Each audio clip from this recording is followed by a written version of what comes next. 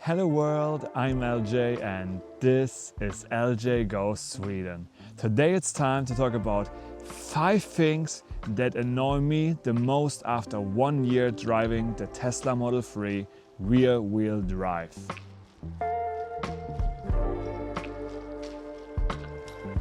Definitely for me the biggest issue I have in the car are squeaking noises of the seat, of the armrest. I don't really know if it got worse now the longer I have the car or if it is really dependent on the temperature.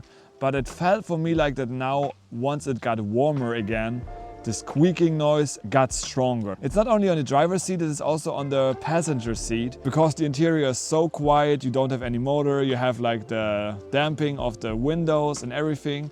You just hear every single squeak. Let's get in the car and there I can show you what I'm talking about. I'm sitting in the seat now. I'm not gonna talk, I'm just gonna give you what I'm hearing. So you have squeaking coming from every side basically. So you have squeak coming from down there. Same on the other side, up down there.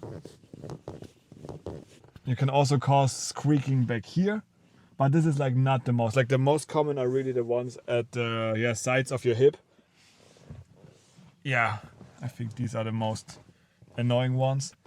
And then the armrest. That is also a big one. So right there. So if I put my arm there.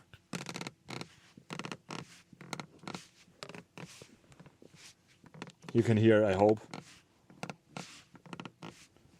They would not bother me if there's like a lot of noise in the car, but because there is no noise in the car, it bothers me. And the same also goes for the passenger seat. So that is also unfortunately kind of squeaky.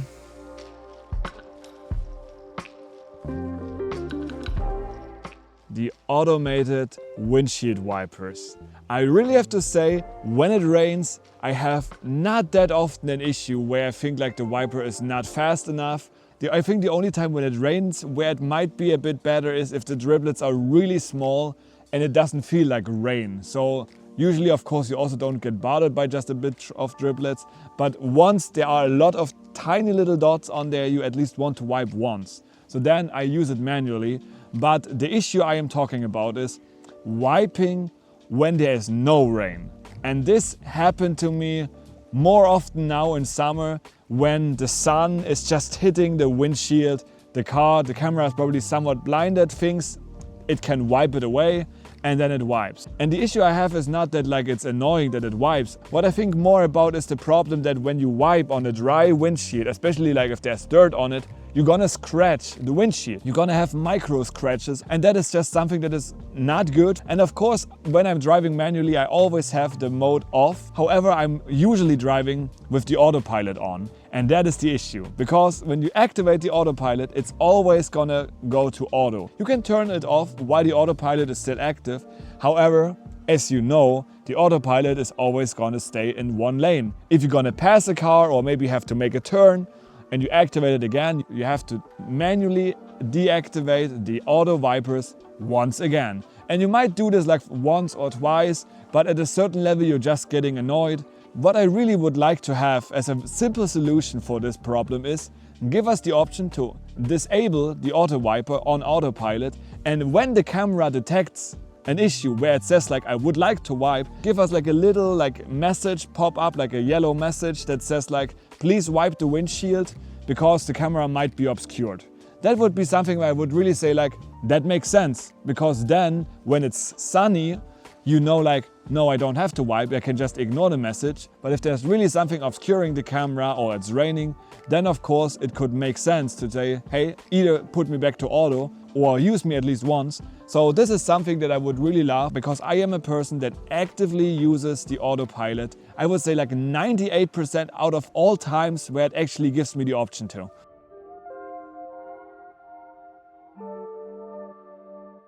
I just mentioned the autopilot. Because I use it that often, I really catch all the faults and every mistakes the autopilot system has. And I don't really can blame Tesla for this, because they are focusing on full self-driving and they know that this is the better option instead of having autopilot. So I cannot really say I wish they would improve the autopilot, because it doesn't make sense to work on something if you have something better already existing. But when I talk about the autopilot issues, I can definitely say the biggest and most annoying issue that I have is definitely phantom braking. I got so used to those phantom braking moments that I can actually predict when they're gonna happen. One situation, for example, is you have a 2-lane road, so oncoming traffic, and you're driving this way and there's no middle line.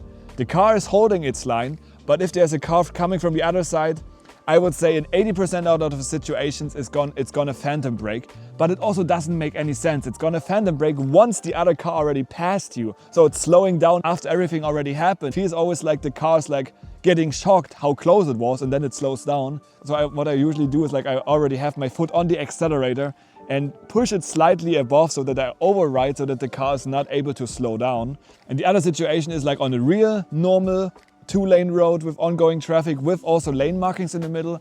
And here it's very simple. Either the oncoming traffic is very close to the middle line or even a bit above, then of course it's phantom braking. Or even worse, if you have a truck, a big semi-truck or something, that it's just, because it's big, somewhat closer to the middle line. And then of course, it cannot really, the truck cannot really go anywhere, but the car always is getting scared. And also just in the first example, so it's not reacting before this oncoming traffic is really gonna meet us. It's gonna do it exactly while it happens. This is one of the issues I have with the phantom braking. There's one other example, which is not that often, but it kind of makes sense that it's gonna happen here with the autopilot. So for example, you have a curve and the car doesn't really see where the road is going yet, so it doesn't have the lines yet. And then for example, you have a pedestrian walking, of course on the proper way, but still because the car doesn't see the curve, it thinks you're going straight into the human, then it's gonna slow down. Or other example which I also had, if there is a big trailer or something parked on the side of the road, and the road naturally goes to the left, for example, and it still of course thinks there's a parked truck on the road, so it's also going to slow down for these. Like I said, because I have so much experience driving on autopilot, I kind of know when it's going to happen, so I can always react to these situations. There's only one scary situation, and that is if you have someone really close towards your back, maybe tailgating, because then they don't expect you to slow down when there's oncoming traffic on their lane. So that is always a scary situation. Full self-driving, I need you. I really need you. I want to make full self-driving content. I am so excited for this. We will see. Will it happen this year? I don't think so, especially because winter is coming then, and then definitely not, so probably next summer. But I'm really looking forward to see that happen.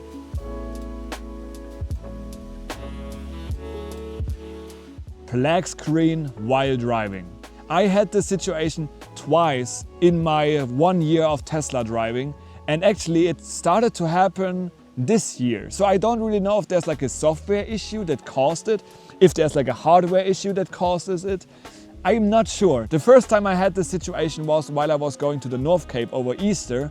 I was just normally driving. I think I was looking on the map and looking for something, and then just black. Just full on black. I was on autopilot. The car was still driving on autopilot. The music was still playing. I was really scared. I really just felt what now? What if the screen does not turn on again? And then I think it took 3-4 seconds before the screen turned back on. There was also an error message playing, but of course I couldn't see anything because the screen was off. It just randomly appeared while driving. I don't know if there's a combination of situations that causes this. The second time where it happened, it was 2 weeks ago, and it was a similar setup. Autopilot, zooming something on the map because there was a friend of mine with me here. I was showing him the area, so we were talking, I was showing him something on the map, and then just turned off. While the first time when it happened, I was actually scared that it doesn't turn back on. The second time, I was not scared, I was more confused, because I was actually thinking, is Tesla actively causing black screens because it doesn't want the user to look on the screen while driving? Because in my opinion, this is somewhat a smart idea, but they should definitely say that somewhere. It is still kind of dangerous that the screen just goes off. It makes sense though, look on the screen and they tell you no, you should look on the road, so they turn it black. And then, because it was like this, I looked back on the street and the thing turned back on. but I tried to like recreate the situation with like looking on the screen for too long on autopilot, and it did not happen. So I don't think this is a feature. And like I said, they should announce this somewhere. I'm really gonna track that in the future to see how many times it's gonna happen, the rest of the year. If it's gonna be like a more often occurring issue, I'm gonna tell Tesla about the situation. I hope it's just like a random bug that occurs while being, by doing too much at the same time. That's what I hope.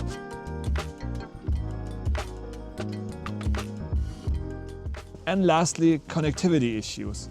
It is kind of hard for me to like describe how it happened, when it happened, but I remember there was like a season of weeks, like a continuous season of weeks where I always had connectivity issues. So when I was selecting a song or the songs were just like playing continuously, every time a new song started, it was loading, and it took like 10-15 seconds before the song started.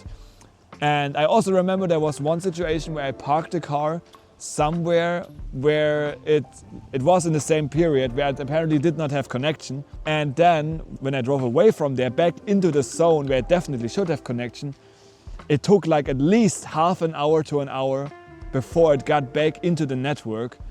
And I really don't know what caused this because it's gone now. I always check the service mode, also like for the black screens. I checked the errors, but there was never anything seen. Maybe you have experienced something similar with your car, either the black screen or this. I always have the feeling it has to be a software issue, but they are always improving. It always says like, minor improvements that you never have like a full list what they actually did. I just hope those issues disappear. But now that is it, guys. Do you drive a Tesla yourself? And if yes, do you have any issues with your car? And if yes, what are your biggest complaints? Feel free to write that down in the comments below. Else, of course, I would love to see you push that like button, push the subscribe button. And if you're looking to buy a new Tesla, like a Model Y that I really would like to buy nowadays, or a performance Model 3 to be honest, use my referral link up there that you can use to get some kind of discount. Or I think in America it's like 3 months of full self-driving for free. I would definitely be happy to have 3 months of full self-driving, guys. But unfortunately, the EU is not having full self-driving yet. Let's see how many years we have to wait. Enough said, I hope you have a wonderful day. We're gonna see each other back in the next video. But until then, have a good one. Bye bye.